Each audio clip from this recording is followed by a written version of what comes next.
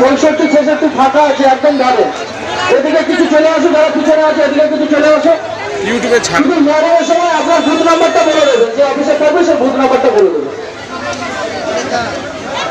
70 নম্বর ফাঁকা আছে, 70 নম্বর বুথ ফাঁকা আছে, 70 নম্বর বুথ। তুই লাইনটা দে, আমি আসি। হবে হবে, দাঁড়িয়ে হবে।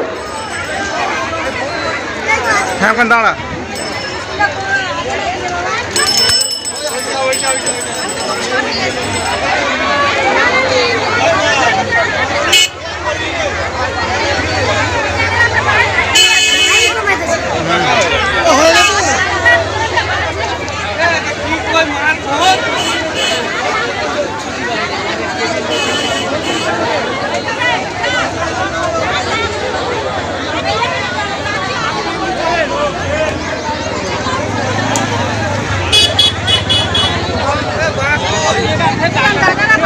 হ্যালো, যারা যারা হিয়ারিং এর ফর্ম জমা দেবেন প্রত্যেককে বারবার অনুরোধ করা হচ্ছে, ফর্মে আপনারা সই করবেন, সেলফ অ্যাটেস্টেড করবেন, প্রত্যেকটা ডকুমেন্টসের উপরে সেলফ অ্যাটেস্টেড করবেন।